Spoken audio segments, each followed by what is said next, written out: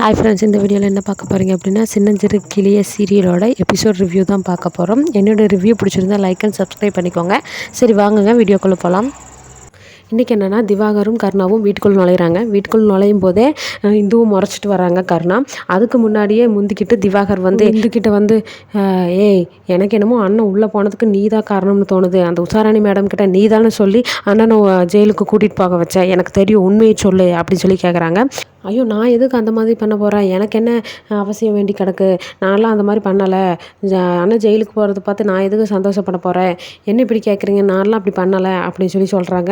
ஓ நீ உண்மையை சொல்ல மாட்டேன் அப்படின்னு சொல்லிட்டு இடுப்பில் இருக்கிற பெல்ட்டை கழட்டி அடிக்கிறதுக்கு போகிறாங்க. இதே வந்து ஜெயந்தி வந்து குறுக்காட்டுறாங்க. ஏங்க என்ன பண்ணிகிட்ருக்கீங்க, அவள் தான் எதுவுமே பண்ணலன்னு சொல்கிறாள்ல, தெரிஞ்சுக்கோங்க. ஓ உனக்கு அவ்வளோ தைரியம் ஆயிடுச்சா, ஏன் முன்னாடியே எதிர்த்து பேசுகிற அளவுக்கு ஆயிட்டியா, உன்னை அடித்தா சரியாக போயிடும் அப்படின்னு சொல்லிட்டு ஜெயந்தி போட்டு அடி நடிக்கிறாங்க.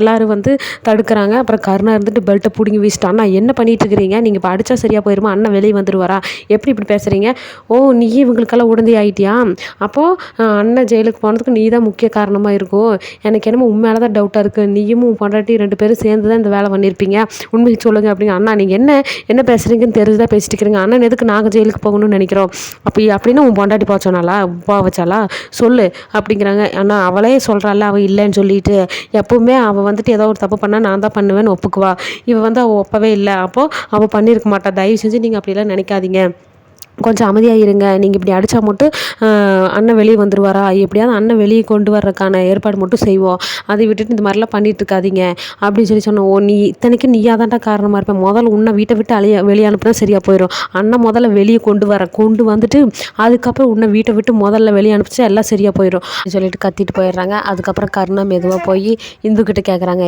இந்து உண்மை சொல்லு, நீ தானே அந்த மாதிரி பண்ண அப்படின்னு. என்ன நீ மறுபடியும் எங்கிட்டயே கேட்டிருக்கேன், நான் அந்த மாதிரி பண்ணலை அப்படின்னு சொல்கிறாங்க. அப்போ சரி அப்படின்னு சொல்லிட்டு கம்முன்னு அமைதியாக போயிடுறாங்க. இன்னொரு பக்கம் இந்துக்கு வந்துட்டு கிருபாகரன் ஒரு 10 லட்ச ரூபா கொடுத்துருப்பாரு, எந்த பிரச்சனையும் நடக்கலை கல்யாணத்தில் நீ நினச்ச மாதிரி, அதே மாதிரி நான் வாக்கு கொடுத்த மாதிரி உனக்கு 10 லட்ச ரூபா கொடுத்துட்றேன் அப்படின்னு சொல்லிட்டு கொடுத்துருப்பாங்க.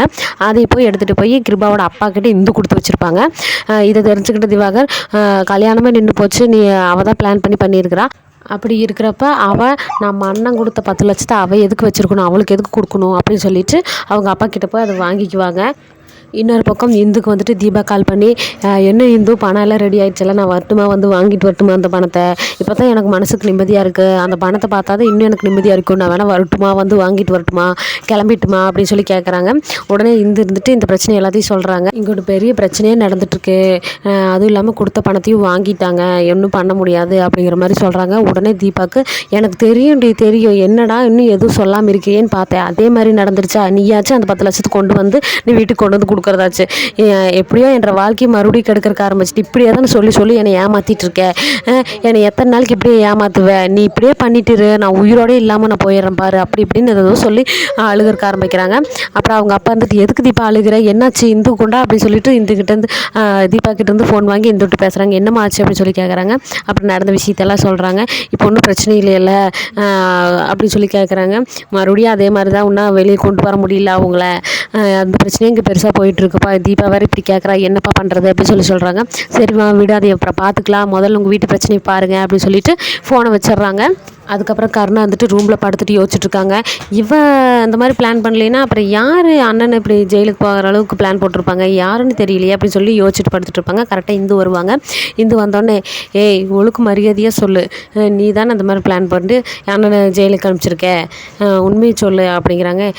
என்னடா நீ மறுபடியும் என்னையவே நீ கேட்டிருக்கேன், நான்லாம் அப்படி பண்ணலன்னு சொல்கிறேன்ல, உன்னை தவிர வேறு யாரும் அப்படி பண்ண மாட்டாங்க, நீ அந்த கூட்டத்தில் சொல்கிறதுக்கு பயமாக இருந்துச்சுன்னா சொல்லிப்போய், நம்ம 2 பேரும் தனியாக தான் இருக்கோம், ஏதாவது ஒன்று பண்ணி அண்ணனை வெளியே கொண்டு வரக்கான ஏற்பாடு பண்ணலாம், உண்மையை சொல்லு அப்படின்னு சொல்கிறாங்க.